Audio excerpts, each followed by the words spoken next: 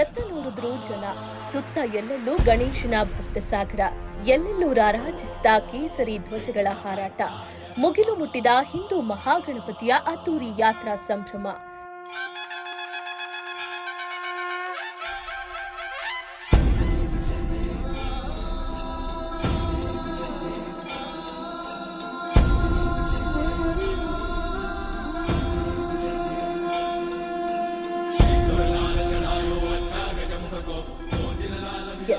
ಇದೆಲ್ಲ ಕಣ್ಮನ ಸೆಳೆಯುವ ದೃಶ್ಯ ವೈಭೋಗ ಕಂಡುಬಂದದ್ದು ಕಲ್ಪತರು ನಾಡು ತುಮಕೂರಿನ ನಾಗರಕಟ್ಟೆ ಗಣೇಶನ ದೇವಸ್ಥಾನದ ಮುಂಭಾಗ.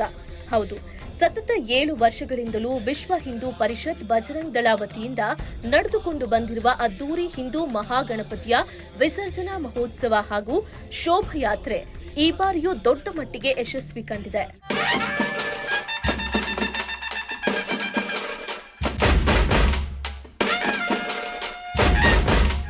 ಇನ್ನು ಗೃಹ ಸಚಿವ ಹಾಗೂ ತುಮಕೂರು ಜಿಲ್ಲಾ ಉಸ್ತುವಾರಿ ಸಚಿವರಾದ ಡಾ ಜಿ ಪರಮೇಶ್ವರ್, ನಗರದ ಶಾಸಕರಾದ ಜಿಬಿ ಜ್ಯೋತಿ ಗಣೇಶ್, ಮಾಜಿ ಸಚಿವ ಸೊಗಡು ಶಿವಣ್ಣ, ಹಿಂದೂ ಮಹಾಗಣಪತಿ ಸಮಿತಿಯವರೆಲ್ಲರೂ ಸೇರಿ ಮಹಾಗಣಪನಿಗೆ ವಿಶೇಷ ಪೂಜೆ ಸಲ್ಲಿಸಿದ ನಂತರ 12 ಗಂಟೆಗೆ ಸರಿಯಾಗಿ ಈಶ್ವರ ಪುತ್ರ ಪಾರ್ವತಿ ಸುತ ಗಜಾನನಿಗೆ ನಾಗರಕಟ್ಟೆ ಗಣಪತಿ ದೇವಸ್ಥಾನದಲ್ಲಿ ರಾಜೋಪಚಾರ ನೆರವೇರಿತು.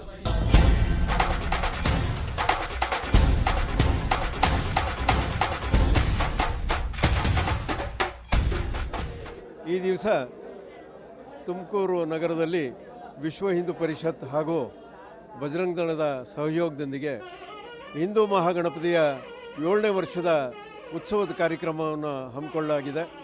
ಈ ಒಂದು ಕಾರ್ಯಕ್ರಮದಲ್ಲಿ ಈಗಾಗಲೇ 7 ವರ್ಷದಿಂದ ಸತತವಾಗಿ ನಡ್ಕೊಂಬರುವಂಥ ಕಾರ್ಯಕ್ರಮದಲ್ಲಿ ಹರಗರು ಚರಮೂರ್ತಿಗಳು ಹಾಗೂ ಈ ಒಂದು ಕಲಾತಂಡಗಳು, ಜಾನಪದ ಕಲಾತಂಡಗಳು ಭಾಗವಹಿಸ್ತಾ ಇದೆ. ವಿಶೇಷವಾಗಿ ಡೊಲ್ಲೂರಿ ಕಳತಕ ಮಗದೊಂದು ಇವತ್ತು ವಿಜೃಂಭಣೆಯಿಂದ ರಾಜಬೀದಿಗಳಲ್ಲಿ ಈ ಒಂದು ಕಾರ್ಯಕ್ರಮ ಯಶಸ್ವಿಯಾಗಿ ನಡೆಸಿಕೊಡೋದಕ್ಕೆ ಎಲ್ಲರೂ ಸಹಕರಿಸಬೇಕಾಗಿ ನನ್ನಲ್ಲಿ ಮನವಿ ಮಾಡ್ತಾ ಇದ್ದೇನೆ. ಹರಗುರು ಚರಮೂರ್ತಿಗಳ ದಿವ್ಯ ಸಾನ್ನಿಧ್ಯದಲ್ಲಿ ಮಹಾಮಂಗಳಾರತಿ ನಂತರ ಹಿಂದೂ ಮಹಾಗಣಪತಿಯನ್ನ ಶೋಭಾಯಾತ್ರೆಗೆ ಕರೆತರಲಾಯಿತು.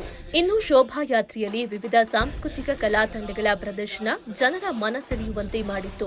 ಡಿಜೆ ಸೌಂಡಿಗೆ ಯುವ ಸಮೂಹ ಹುಚ್ಚೆದ್ದು ಕುಂದಿದ್ದು ಒಂದು ಕಡೆಯಾದ್ರೆ, ಈ ಬಾರಿ ಬೃಹದಾಕಾರದ ಆಂಜನೇಯನ ಸ್ತಬ್ಧ ಚಿತ್ರ ಎಲ್ಲರ ಕಣ್ಮನ ಸೆಳೆದಿತ್ತು. 7ನೇ ವರ್ಷದ ಅದ್ದೂರಿ ಮಹಾಗಣಪತಿಯ ಉತ್ಸವ ನಡೀತಾ ಇದೆ. ಆ ಉತ್ಸವದಲ್ಲಿ ಹಲವಾರು ಜನ ಸ್ವಾಮಿಗಳು ಭಾಗವಹಿಸಿದ್ದಾರೆ.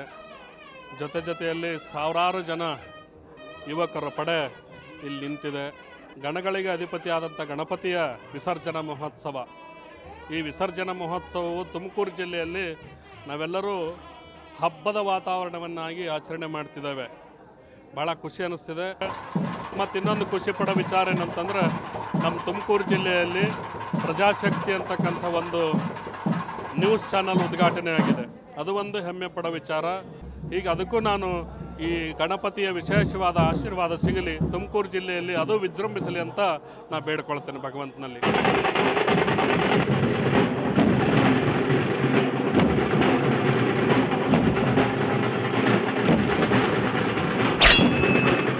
ಗಣೇಶ ಹಬ್ಬ ಮುಗಿದಿದ್ರೂ ತುಮಕೂರಿನಲ್ಲಿ ವಿಸರ್ಜನಾ ಮಹೋತ್ಸವಗಳು ನಡೆಯುತ್ತಾನೇ ಇವೆ. ಆದರೆ ಇವತ್ತು ನಡೆದ ಅದ್ದೂರಿ ಯಾತ್ರೆ ಕಣ್ಣಿಗೆ ಹಬ್ಬದ ರೀತಿಯಂತಿತ್ತು.